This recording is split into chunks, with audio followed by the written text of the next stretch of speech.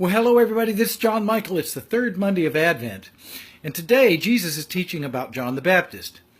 And they say, where'd you get your authority? And he says, well, let me ask you a question. Where did John the Baptist get his authority? Now, by that time, John had already been famous, and he'd already, I think at this point, he'd already died. Yes, he had.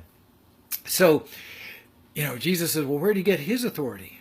Well, John the Baptist, he wasn't in, at the temple. He wasn't a rabbi. He wasn't teaching in a synagogue. He wasn't at the temple sacrificing.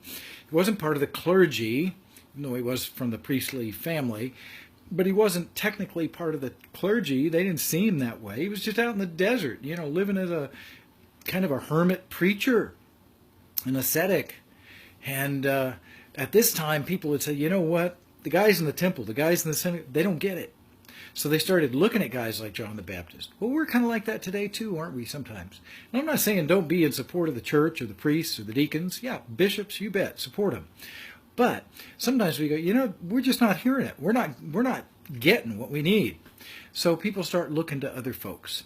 They look to folks like, lay preachers and teachers, and that's why the church encourages lay ministry in the church as well. We need the whole thing.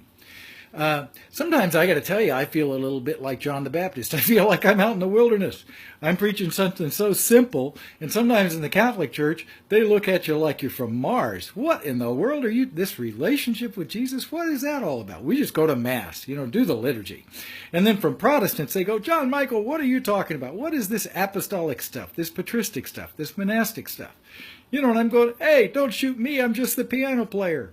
I'm just an on-fire Catholic who loves my tradition and loves the way of the saints. So don't be afraid to be out in the wilderness a little bit.